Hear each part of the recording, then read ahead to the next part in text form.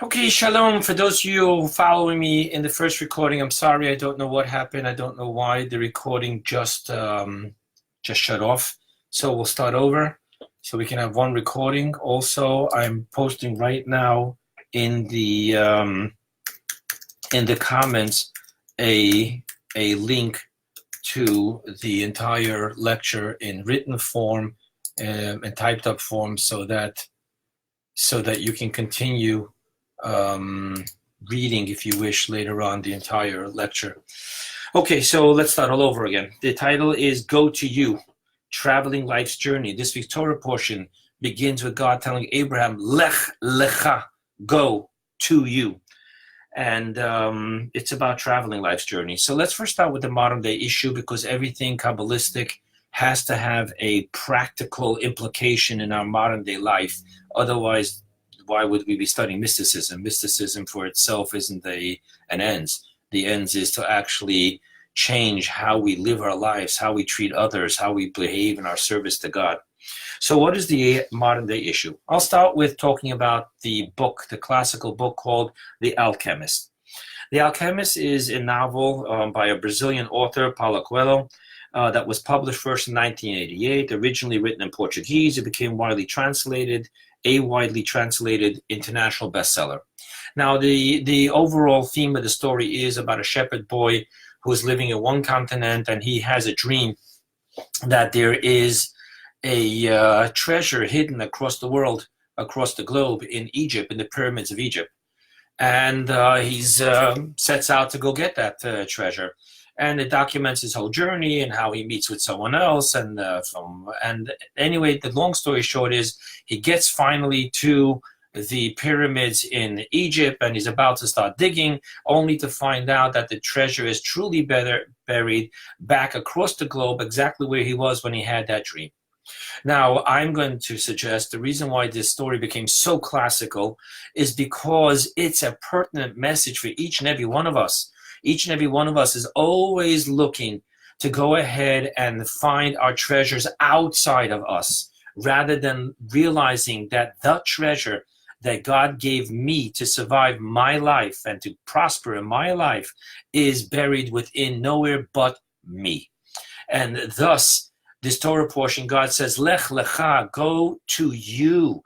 If you want to know where your treasure is buried, if you want to know where everything you're going to need for life's journey exists, it's Lech Lecha, go to you. It's within you. Stop looking on the outside. Start looking at the inside.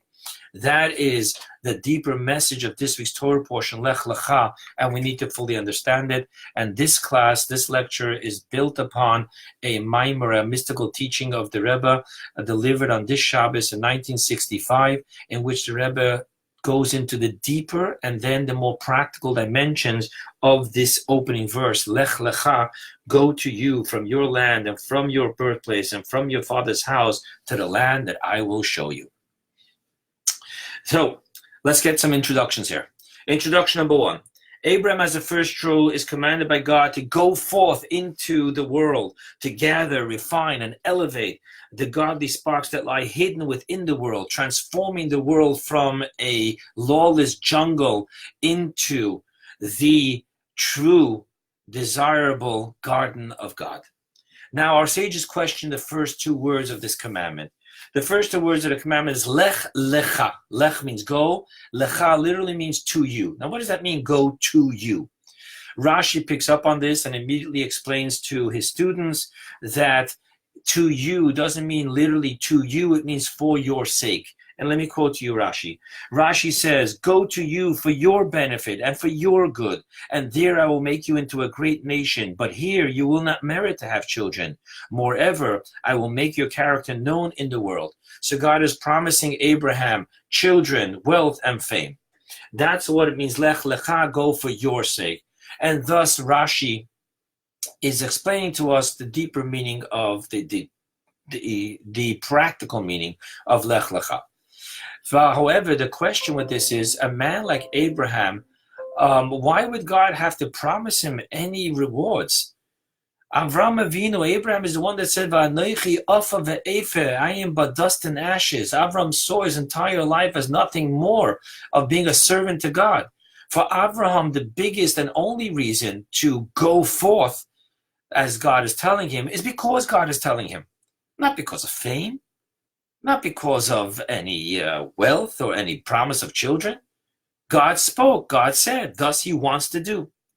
So built on this question, we introduced the Alchemist HaKadosh, a great Kabbalist, Rav Moshe Alchemist, who lived about 500 years ago in the time of Bet Yosef, Rabbi Yosef Cairo, and Rizal, Rabbi Zegluria. He lived together with them in the city of Tzfat in Israel.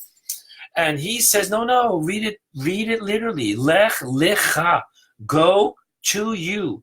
And he explains what that means is, go to the source and root of your soul, the way she exists above. Now, to understand this, what this means, we're going to introduce another medrash, and the medrash says as following. The medrash says that the soul, Chamisha Shemus Nikra, she has 5 names that she is called. Nefesh, Ruach, Neshama, Chaya, Yechida.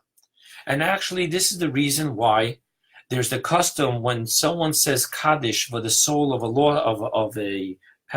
loved one who passed on. So they light, as they lead the service, they light 5 candles. Because the verse says, Ki ner Hashem nishmat Adam, for the candle of God is the soul of man. Thus we refer to the soul as a candle, the most spiritual of the 4 elements, fire. And therefore we light 5 candles because we just learned that there's 5 dimensions of the soul. The 5 names aren't just 5 names to the soul. They're different dimensions of the soul, each one having its own name. Now, many people don't know this, but actually you're not supposed to just line up 5 candles. You're supposed to put 2 separate of 2 and 3. Why? Because these 5 dimensions of the soul actually are divided into 2 categories. There's the 2 infinite higher ones, and then there's the 3 finite lower ones. Nefesh, Ruach, and Neshama are the lower levels of the soul, which the soul, that part of the soul, descends to clothe itself within the body, the finite body, and comprises of the 10 emanations and the 3 garments, the faculties of the soul in our body as we know them. Then there's the 2 higher, circular, infinite. Those 2 levels cannot descend and clothe themselves within the finite body, within a finite world. Thus, they encompass us from above. Now, we understand what Moshe Alshich is saying. Don't just live with the conscious mind of the lower 3 levels of the soul. Rather, God is telling us, Lech lecha, go to you. Live with the higher dimensions of the soul, that which encompasses us from above, that which drives our subconscious mind.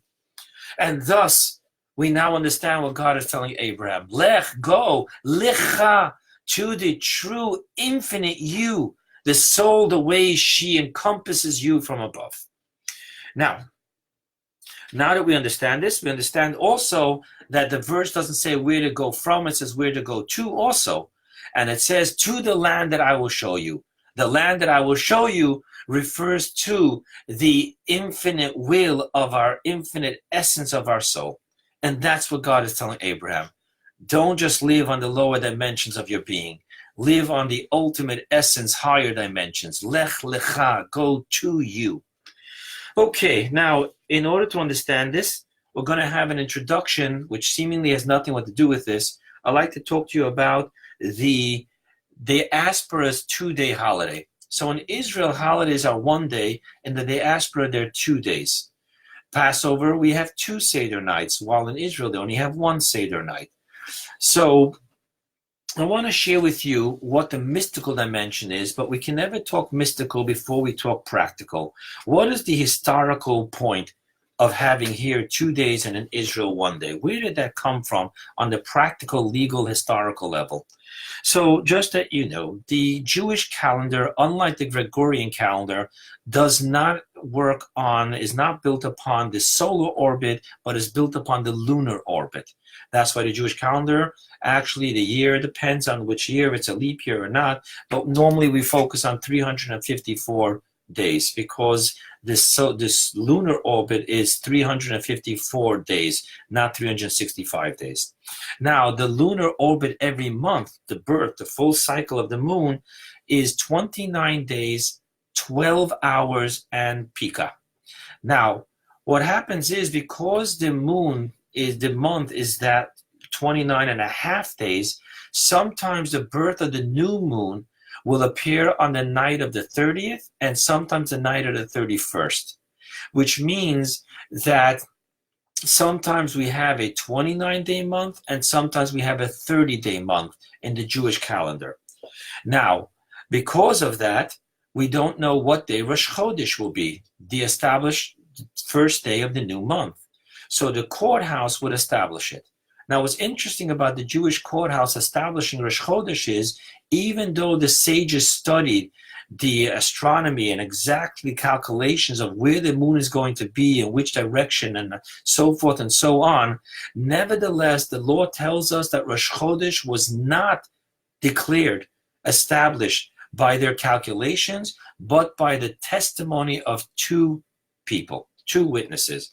For the verse says, Apishnayim Edim Yokum Dover, established facts in Jewish law is upon the testimony of two witnesses. Now, a little bit of history. So the courthouse would want everyone to know immediately what day was Rosh Chodesh, what day is the new month starting.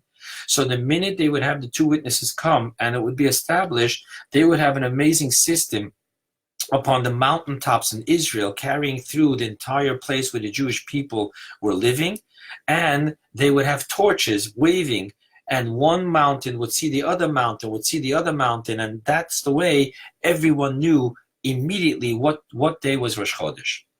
Now, the Jewish people had a group amongst them which were called Tzedukim, and these Tzedukim, they did not believe in oral law. They did not believe in the rabbinical interpretation to the verses.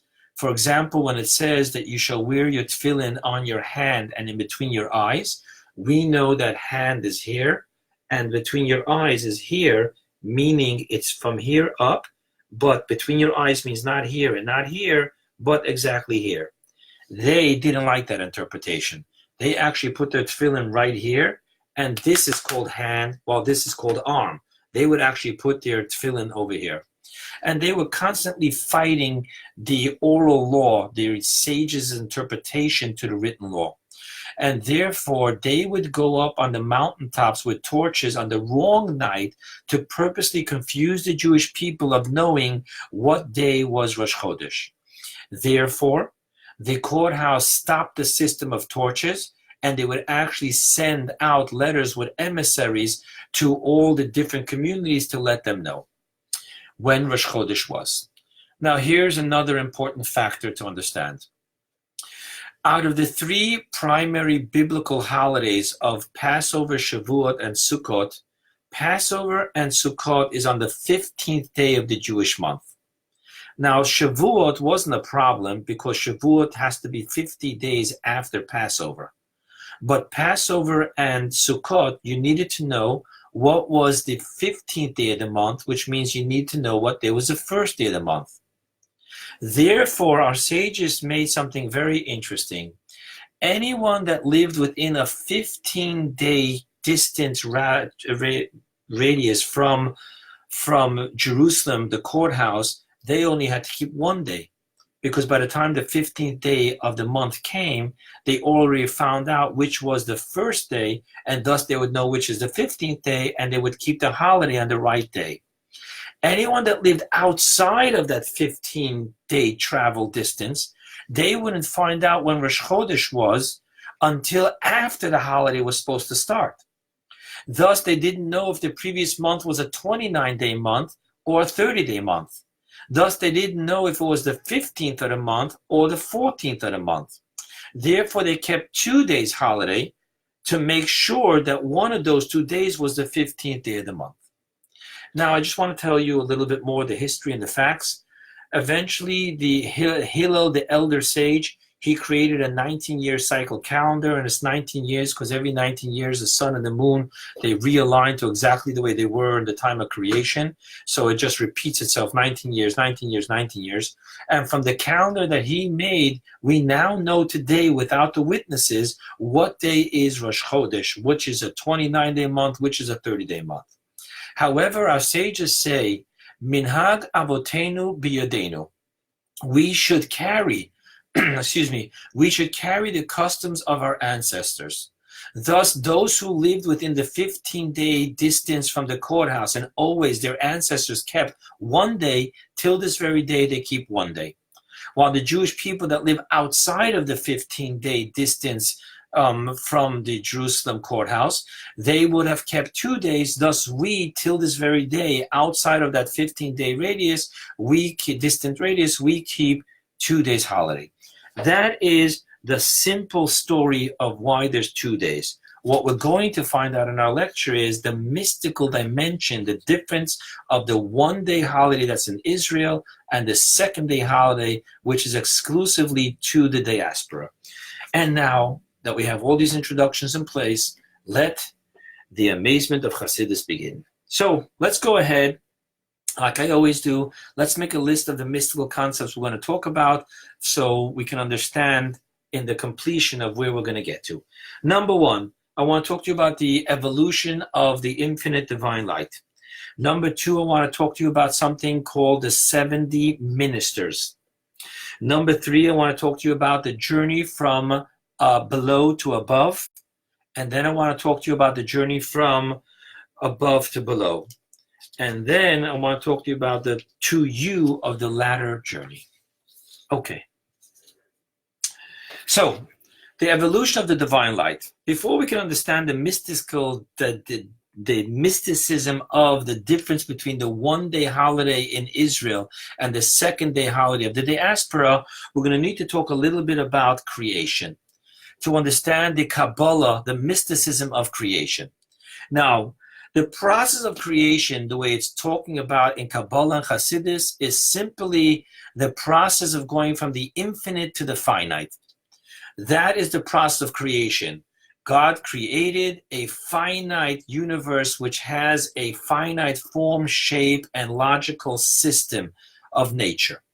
Now, how did that come from the infinite, definitiveless, the one that has no definition, light? And thus, therefore, you'll find in Kabbalah and Hasidus, when we talk about creation of the universe, we're talking about contraction, concealment, and separation. And what we're talking about is how a finite ray comes through the contraction of the infinite light, the concealment of the infinite light, and it separates itself onto its own identity. That is the secret of creation. And thus, the word for in Hebrew for world is olam.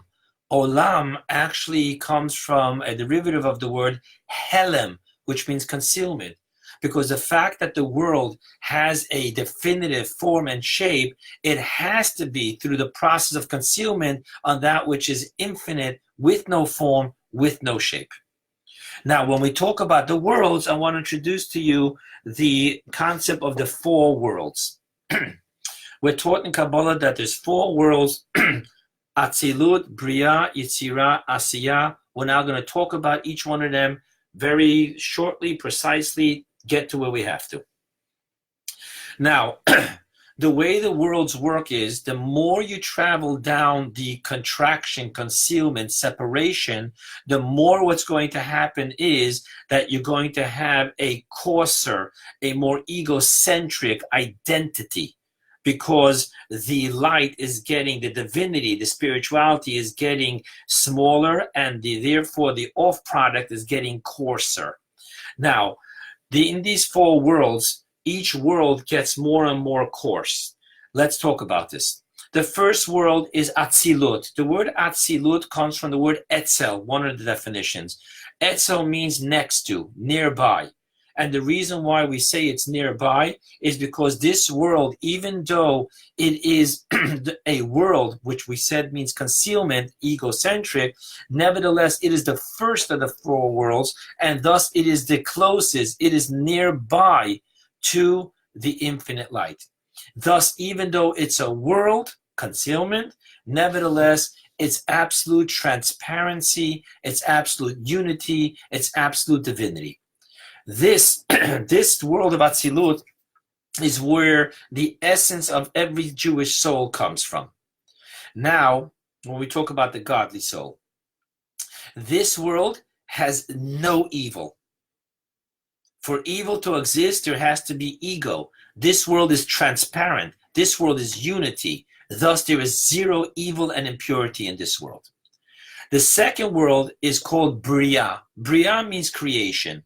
It's important to know that Nachmanides, in his commentary on the Torah, says that in the Holy Tongue Hebrew, only the word bara, Bria, bara, created, only that word has the definition of creating something out of nothing, ex nihilo. What that means is it is the creation of the simplicity of mass. What this tells me is, on one hand, it already has its own identity. There's a separation. It is the mass of creation rather than just being extension of creator. However, this mass is in its absolute simplicity. Thus, there is an ego, but it's weak. There's simplicity. Therefore, in Kabbalah, we are taught that there is evil and impurity in the world of Bria. However, it is the minority. It is a very small ratio. The next world, the third world, is called Yitzira. Yitzira means formation, which means that not only is it a simplicity of mass, but now there is a much stronger ego drive of I am me in my form, in my shape. Thus, in this world, we now even have the next level of ego. In this world, there is evil and impurity at a 50-50% ratio.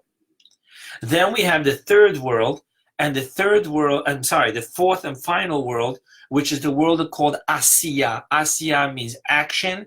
Asiya actually has two dimensions, the spiritual dimension and the corporal physical world, as you and I know and see. Now, of this world, there is such a strong three-dimensional point of ego, narcissism, self-centeredness, that in this world, there is majority evil, and to quote our sages, Rishaim govrim bo. In this world, the wicked are actually the ones that overpower and prosper. Now, I just want to put in one little thing. I told you that the souls the essence of the souls all come from the holiest world of unity and transparency, which is the world of Atzilut.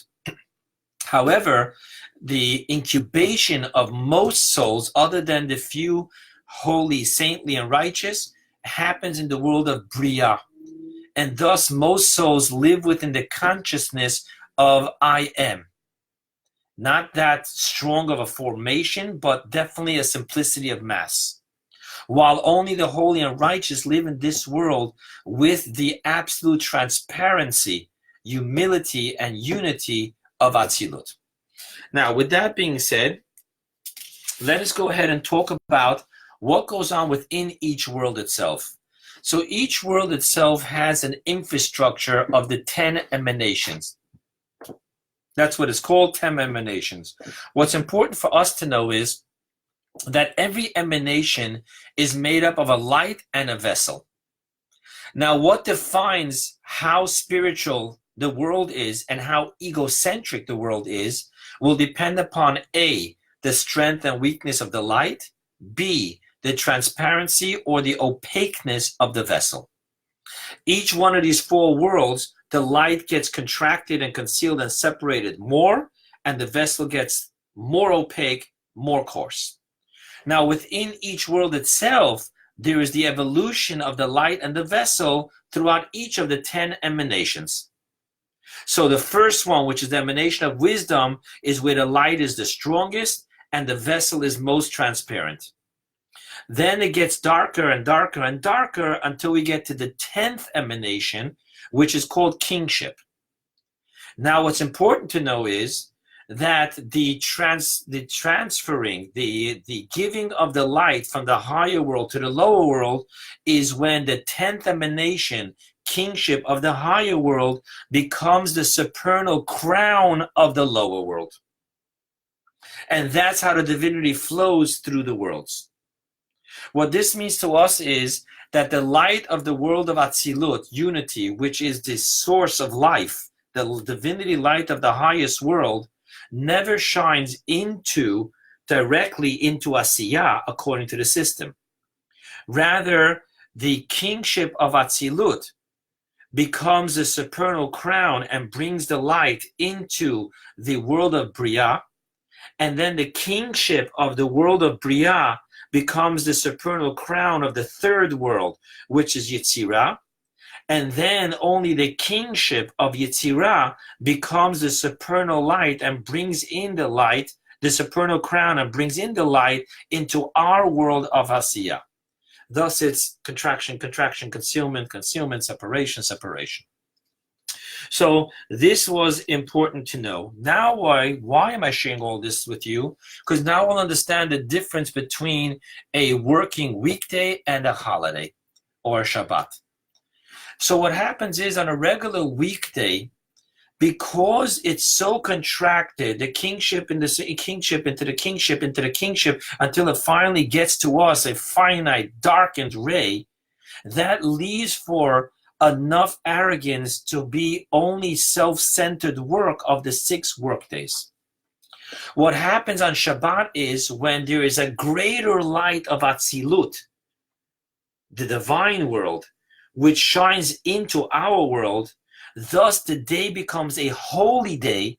Thus it becomes prohibited to be focused on self-centered work, but rather on spirituality and divinity, simply because there's been a shift in the divinity that's within our world.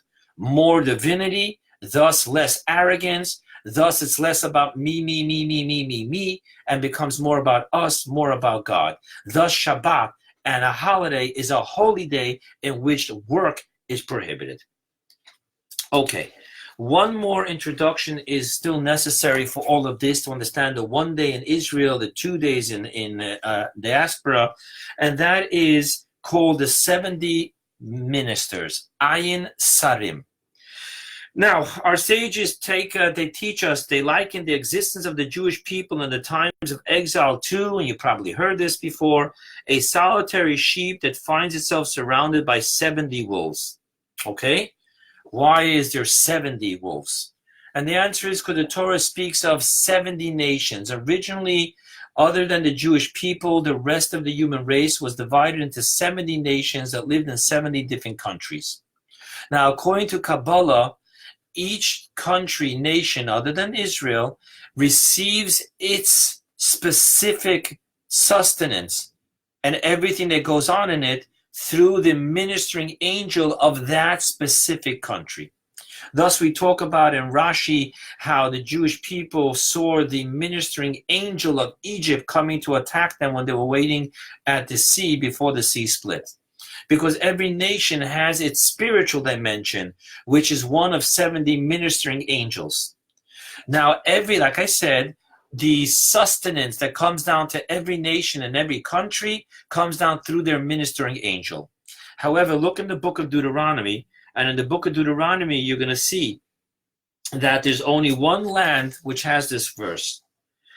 And I read to you from Deuteronomy chapter 11, verse 12. A land the Lord your God looks after, the eyes of Lord your God are always upon it from the beginning of the year to the end of the year. Thus, we're talking about the land of Israel does not go through a ministering angel, but rather goes directly, receives its sustenance directly from God.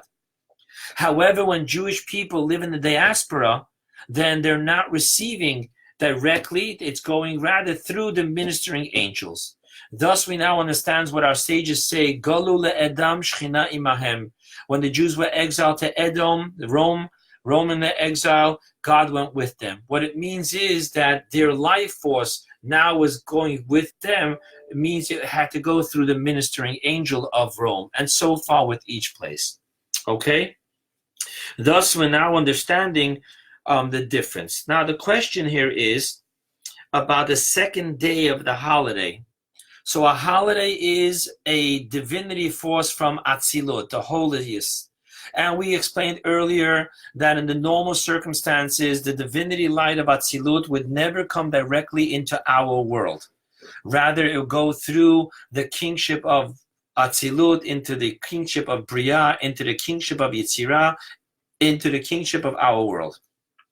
However, the holiday comes from, we just said, the light of Atzilut being at a greater level in our world.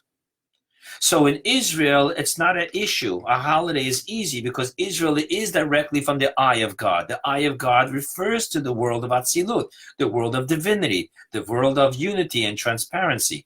However, in the diaspora, how can we get a holiday if a holiday means that the light of Atzilut, the light of the divinity world, of the transparency world, is coming into our world? Thus, we now understand the amazing novelty of having a holiday, specifically the second day of a holiday, which is exclusive to the diaspora. The first day of the holiday comes to Israel, and from Israel to the rest of the world. But the second day holiday doesn't come to Israel. Israel doesn't have a second day. And thus, if the mysticism of a holiday is that there is the higher level of Atzilut coming directly into our world, you understand the novelty of that, because that's not the way God created the world. God created the system that there should be contraction and concealments and separation from the higher world to the lower world, to the lower world, to the lower world. And yet for a holiday, there's a bypass system where the divinity comes directly from the highest world into this world. Now, we don't experience that directly and consciously. We just know it because the Torah tells it to us. This is a holiday. This day, there's a different divinity level coming into the world. There's been a shift in the force. However, when the righteous people, they actually saw and experienced that Shabbat was just a different day. They saw that there was a spiritual divinity shift in the universe. However, for us, we just know on a subconscious level that this exists. Now, the novelty here is that this can exist in the diaspora. Thus, the mystics give this unbelievable parable of a prince, the only son of a king, that was captured and imprisoned by the enemy. And then the joy that that prince has when it actually is able to break away and be free of the imprisonment. Now let's follow this. The prince is the godly soul. Imprisonment is that we're not receiving directly from the eye of God, from the world of Atzilut in Israel, but we are receiving it through the contractions, concealments, and separations of the 70 ministers is how we're getting our connection, sustenance from God. Now that is called prison. The prince is in prison.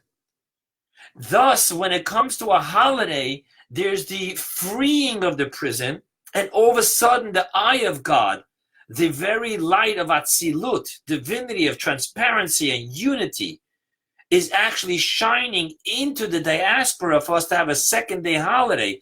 Thus, we now understand why our sages tell us that the joy of a second day of the holiday is even greater than the joy of the first day. For it is the joy of a prince that's being freed from prison. And even though until now he was imprisoned under the 70 ministers, today, on this day of the holiday, he's receiving directly from his father's table the eye of the king. Now, with this, we can now return back to Lech Lecha. What is that commandment that God told Abraham? But we need to understand, Abraham was outside of Israel, living with his father in Haran. God tells Abraham, go away from this outside of Israel and come to the land of Israel, to the land that I will show you. Thus, we understand that the diaspora is the way the world is living off the kingship of the kingship of the kingship of the kingship, contractions, concealments, while in Israel there is the eye of the God, the world of Atzilut, is the revelation of where the soul is in its source. Thus, we can understand what God is telling Abraham. Go to the source of your soul. Don't live under the 70 ministers so that only the lower levels of your soul goes through contractions under the ministers, under all this concealment. Rather, go to Israel where you can live directly under the eye of God, in which you'll be receiving from the world of Atzilut, the world in which the essence source of your soul exists. That's what God is telling us. Now, let us go ahead and understand this journey.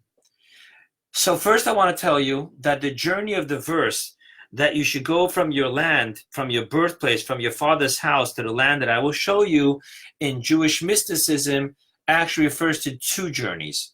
One is called from below to above, and the other one's called from above to below. Let's begin with the from below to above. He's going from the diaspora below to Israel above. And I want to dissect this verse phrase by phrase. From your land. Land in Hebrew is Eretz. So our sages teach us that the reason why the land is called Eretz comes from the word Ratz. Ratz means to run. And why was it called that? It's because we were taught that the earth, when in the 6 days of creation, when God was telling the earth, give forth, and so forth and so on, it says, Ratz lasot retzon kono. He ran, the earth ran to do the will of his creator. Now, in Kabbalah and Hasidus, we connect the word Ratz, run, to the word Ratzon, which means will. Because when you run to do something, it shows that you have a will to do it.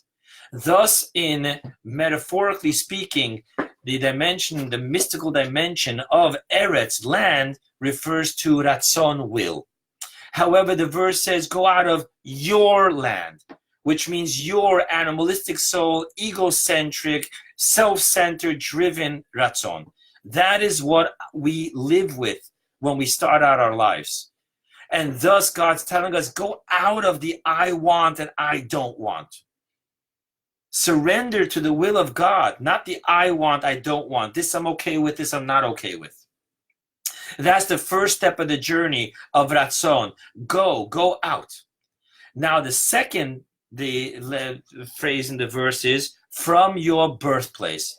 What does it mean, from your birthplace? So to understand this, Hasidus tells us that the strongest dominant experience of self is our emotions. But where is our emotions' birthplace? Where is our emotions born from? It's born from our paradigm.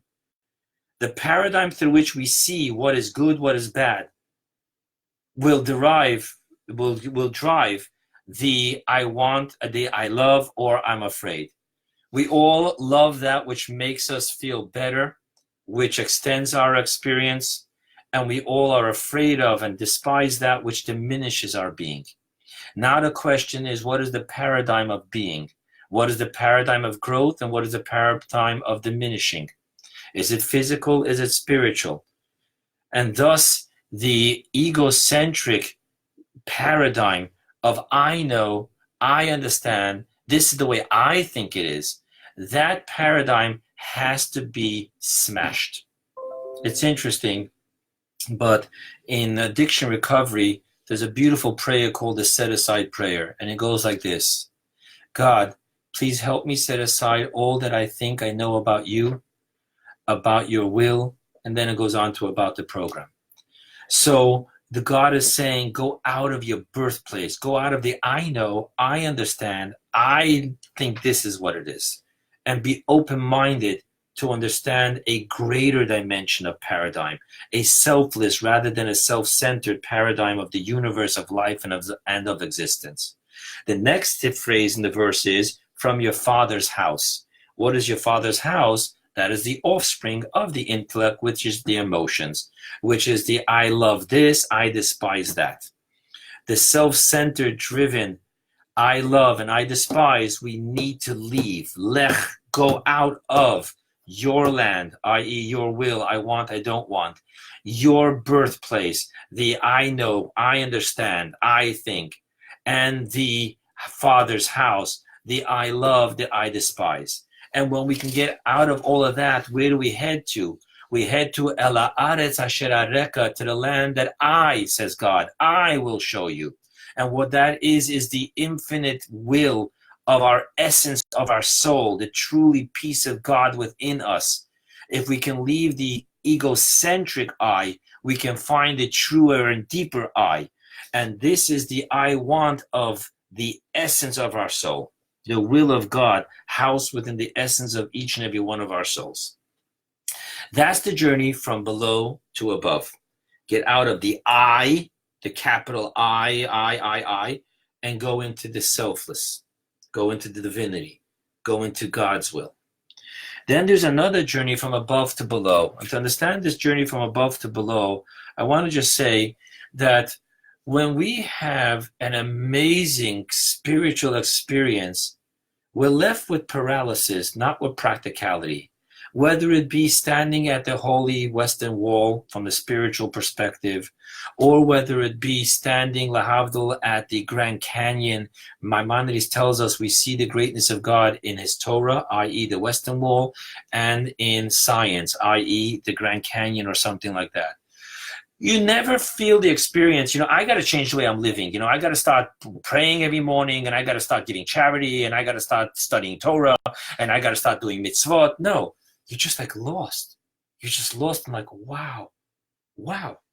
I am just a speck of a speck of a speck that was handmade by God. Look at how mighty and powerful, how awesome God is.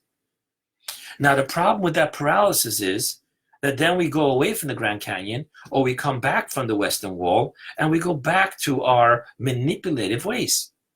Because there's no connection between the wow that I experience and the practical, I need to make a living. And thus the journey in this part of the journey is not from below to above, but rather from above to below. How do I take that infinite experience that I just standing in front of God, and how do I bring that into my day-to-day mundane life? And the paradigm I have, the feelings I have, the will I have, and the thought, speech, and actions that I have. Thus, the second journey is the other way around. It's bringing that infinite will, oneness, transparency, divinity of the essence of my soul into my animalistic soul's paradigm, into its feelings, into its thought, speech, and actions. So the journey is out of self to God, and then bring the God into self so we can live a practical divine life. Little problem. The Alchemist I told you said that Lech, Lecha, go to you, means literally go to the essence source of the soul. Now, the second journey is the contrary. It's not Lech, Lecha. It's not go to the essence source up there. We said it's all about bringing the up there down here. So what would be the interpretation of the word Lech, Lecha, go to you, according to the second journey? And the answer is very interesting. The answer is based on a teaching that says only that which is very high can come down very low. The reason why there's a spiritual paralysis is because that spiritual paralysis is stuck in being infinite and cannot express itself in the finite. Only that which is beyond infinite, not stuck in the infinite, can also express itself in the finite. And I'm going to share with you two metaphors that I learned in Hasidus. How do you know the strength of a torch over a candle? And the answer is by the furthest point of its light. But 1 second, the furthest point of its light is the weakest point of its light. And thus we now see that only that which is truly high can travel truly low. So too it gives another example. How do you know that the barrel is so overfilled to the point of bursting when the barrel is sealed? And the answer is you can only tell by the little drops that get burst through the planks, the seams of the planks of the barrel. So that means that I can tell how great and filled the barrel is through the tiny drops. Once again, only that which is truly high will extend itself to be able to affect the truly low. Thus, the Al-Sheikh HaKadosh is telling us, you want to make a practical change in your life? You want that your infinite spirituality should affect your practical behaviors? You need to not just experience the infinite, you need to experience the essence. Because only the essence which is the essence of both the infinite and the finite, will allow you to express your infinite self in your finite doings. So if we only get to the wow part of our being, we're not going to be able to take that wow part and become the honest, good person we're meant to be practically. The spiritual person we're supposed to be practically. It's only by getting beyond the wow into the essence. Lech, lecha, to you, to your very essence. Your very essence doesn't make a difference if you're having a spiritual moment of wow or a practical moment of how can I help this person. The essence is the essence of everything you are and everything you do, from the infinite to the finite. Thus, the verse tells you, you want to go down into being who you're really meant to be? Lech lecha. Go first up to the deepest depths of who you are. And from the deepest depths of who you are, you can then express that in every single mundane thought, speech, and action, paradigm, and feeling, and will. So, this is what God is telling Abraham. To the land that I will show you. Go to the essence of your being. Now, here is one more thing interesting. The Rebbe points out, why does it say here, to the land that I will show you, while when it comes to bringing Isaac onto the altar, the verse says, to the land that I will tell you? Why here does it say, to the land that I will show you? And the answer is because of what we just spoke about. The whole purpose of this journey is not the talk, it's the show. We want to be able to see and experience the essence of our soul in every one of our moments of life. In closing, what is the challenge of us always looking on the outside for our treasures rather than on the inside? And the answer is because we have a challenge of knowing who we are. Who is my true self? Now, many would say, well, the true self is very simple. It's what I want, how I think, how I see things, how I feel things, what I think, say, and speak, and do. That's not true. Because until we crack through the outer crust of our being, what we want, our paradigms, our feelings, our thought, speech, and action is driven by the animalistic soul, the egocentric driven, the self-centered. But that's not who we are. That's the outer crust of who we are. Within that is who we truly, truly, truly are. And that is our godly soul, the peace of God. We are in truth divine beings having human experiences, not human beings from time to time having divine experiences. And if I only want to live as a human being, then I'm only experiencing my animalistic soul. And then when I look at how I think and what I want and what I feel and what I say and what I do, I know to myself, oh, no, there ain't no treasures in that self-centeredness. Thus, I want to get out of myself and look for others to give me treasures. But if instead of going outside, I can stop and say, whoa, that is not the real me. That is the egocentric me that's so insecure, that's so confused, that never has certainty. But within me, there's a peace of God that doesn't feel insecure, that doesn't need to always protect itself, that doesn't need to live in uncertainty. Let's go deeper. Lech lecha, go to the you. There's something deeper to me and to you than our self-centeredness, struggle of survival. And if we can see that there's something beyond the upper crust of who we are, we'll stop looking for treasures outside because we'll always find them inside where they truly are. Thank you.